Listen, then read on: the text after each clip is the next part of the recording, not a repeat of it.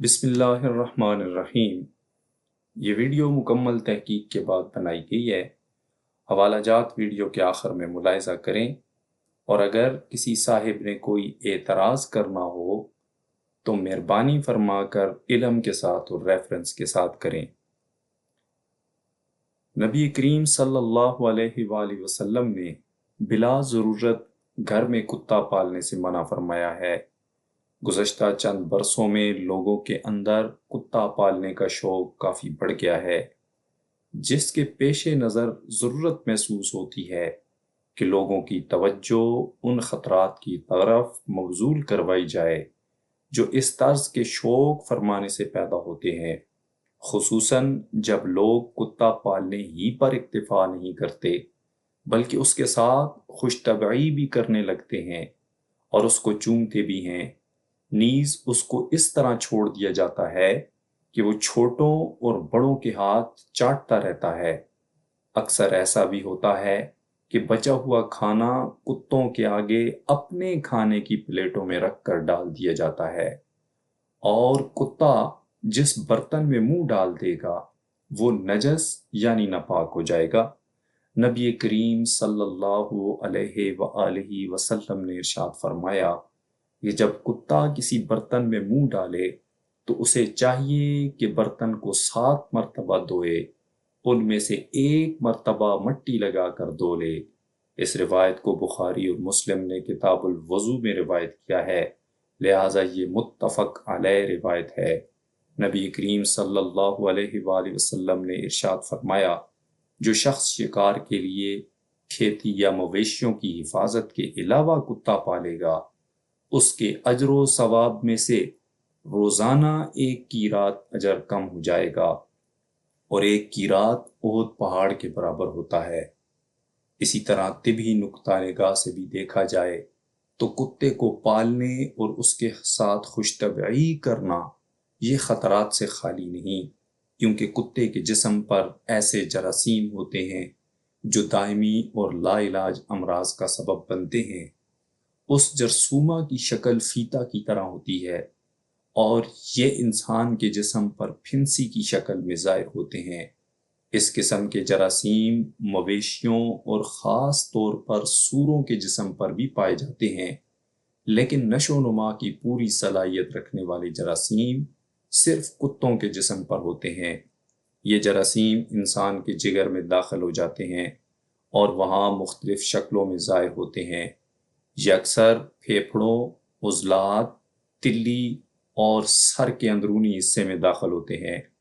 یہ جراثیم دوسرے فیتا والے جراثیم سے مختلف ہوتے ہیں اور اتنے باریک ہوتے ہیں کہ دکھائی دینا مشکل ہوتا ہے۔ انسان کے جسم میں داخل ہونے کے بعد یہ اپنی شکل اس حد تک تبدیل کر لیتے ہیں کہ یہاں تک کہ خصوصی ماہرین کے لیے بھی ان کی شناخت مشکل ہو جاتی ہے۔ بہرحال اس سے جو زخم پیدا ہوتا ہے، خواہ جسم کے کسی حصے میں پیدا ہو، صحت کے لیے وہ سخت مضر ہے، اور ان جراثیم کا اب تک علاج بھی دریافت نہیں کیا جا سکا۔ حکیم طارق محمود چغتائی اپنی کتاب سنت نبوی اور جدید سائنس میں لکھتے ہیں کہ کتے میں ایسے جراثیم ہوتے ہیں کہ جو کہ بہت جلد پھیلتے اور پھولتے ہیں اور ارد گرد کے ماحول کو اپنی لپیٹ میں لے لیتے ہیں۔ کتا جہاں بیٹھے گا ان جراثیم کو وہاں چھوڑ دے گا، اور اگر کتا بیمار ہے یا وہ جلدی امراض میں مبتلا ہے تو وہ اس کے جراثیم بیٹھنے والی جگہ پر چھوڑ دیتا ہے، اور جراثیم ہوا کے ذریعے اہل خانہ تک پہنچ سکتے ہیں۔ اس لیے حکمت کا تقاضا یہ ہے کہ کتے کو گھر سے نکال کر اس جگہ پانی بہا دیا جائے۔ ایسے کرنے سے جراثیم کا خاتمہ ہو جائے گا۔ کتے میں ایسے جراثیم بھی پائے جاتے ہیں جس سے شیزوفرینیا جیسی خطرناک بیماریاں پیدا ہوتی ہیں۔ مولانا اشرف علی تھانوی صاحب لکھتے ہیں کہ کتا اور بلی دونوں درندے جانور ہیں اور حرام اشیاء کھاتے ہیں۔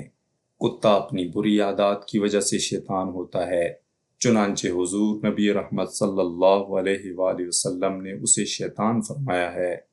بس کتے کو کھانے والے کو بھی شیطان اور درندہ بننا پڑتا ہے۔ وہ اوصاف ذمیمہ جو کتے میں پائی جاتی ہیں وہ یہ ہیں کہ کتا خبیث ترین اور ذلیل ترین اور انتہائی لالچی حیوانات میں سے ہے۔ اس کی ہمت اس کے پیٹ سے آگے نہیں گزرتی۔ جب وہ چلتا ہے تو شدید حرص کی وجہ سے ناک زمین پر رکھ کر زمین سونگھتا جاتا ہے اور اپنے جسم کے سارے اعضاء کو چھوڑ کر ہمیشہ اپنی دبر کو سونگھتا ہے۔ گندے مردار کو بنسبت تازہ گوشت کے زیادہ پسند کرتا ہے اور نجاست کو بنسبت حلوہ کے بڑی رغبت اور شوق سے کھاتا ہے۔ جب کوئی گوشت یا مردار پا لیتا ہے تو اپنے ساتھی کتوں کو ذرہ برابر اس میں سے نہیں کھانے دیتا۔ جب خستہ حال اور پھٹے پرانے کپڑوں والے کسی شخص کو دیکھتا ہے تو اس کو بھونکتا ہے اور اس پر حملہ آور ہوتا ہے، گویا اس کو حقیر سمجھتا ہے۔ یہی مولانا اشرف علی تھانوی لکھتے ہیں کہ میں ایک دفعہ فتح پور سے الہ آباد جا رہا تھا کہ ریل میں کچھ علی گڑھ کے تعلیم یافتہ اور پڑھے لکھے نوجوان ہم سفر ہو گئے۔ وہ مجھے جانتے نہ تھے مگر چونکہ صورت مولویوں والی تھی اس لیے مولوی سمجھ کر پوچھنے لگے کہ مولانا شریعت نے کتا پالنا کیوں منع کیا ہے، حالانکہ اس میں بہت سی صفات اچھی ہیں۔ یہ وہ زمانہ تھا کہ جب قومی ہمدردی کا علی گڑھ میں بہت زور تھا۔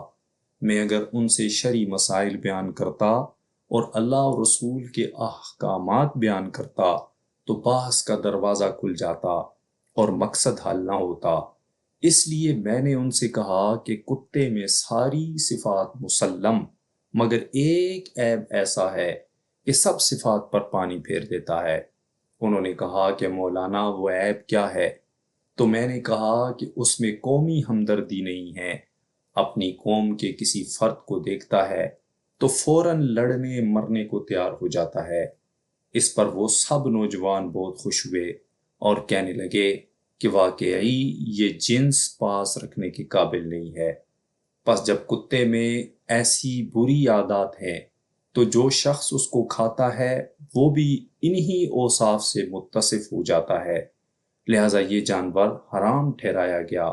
اور چونکہ کتا پالنے میں اس کے ساتھ میل جول ہوتی ہے جیسا کہ مشاہدہ ہے، اس لیے خاص ضرورت یعنی شکار، حفاظت یا چوکیداری وغیرہ کے بغیر اس کا پالنا بھی ممنوع قرار دیا گیا کہ اس کی بری صفات اس پالنے والے کی شخصیت پر بھی اثر کریں گی۔